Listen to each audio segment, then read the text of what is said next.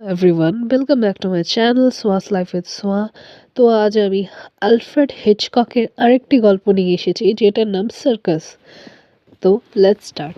ছোটবেলা থেকেই আমার সার্কাস ভালো লাগে, আর ভালো লাগে ডিটেকটিভ হতে। আমার এই সার্কাসের গল্পের মধ্যে যে রহস্য থাকবে তার সমাধান করতে পারলে আপনিও একজন গোয়েন্দা হয়ে উঠবেন। দেখুন পারেন কিনা। পাঁচটা চুরি গল্প আপনাদের বলে যাচ্ছি। গল্পগুলো ভালো করে পড়ুন এবং চেষ্টা করুন সমাধান করতে। শুরু করছি। বেশ কিছুদিন হলো এই শহর জমিয়ে তুলেছে সার্কাস, দি কালটন সার্কাস।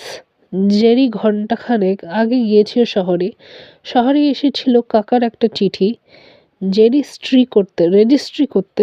সেখানে এসে সার্কাসের তাঁবুর পাশ দিয়ে যেতে গিয়ে তার মনে হলো এখানে কিছু একটা গোলমাল হয়েছে। জেরির কাকা সার্কাসটা এই 1 বছর হলো কিনেছেন। এই সার্কাস দলের সঙ্গে জেরি এখন সফরত। কাকা রয়েছেন সার্কাসে, তাই জেরিকে ওর বাবা মা ছেড়ে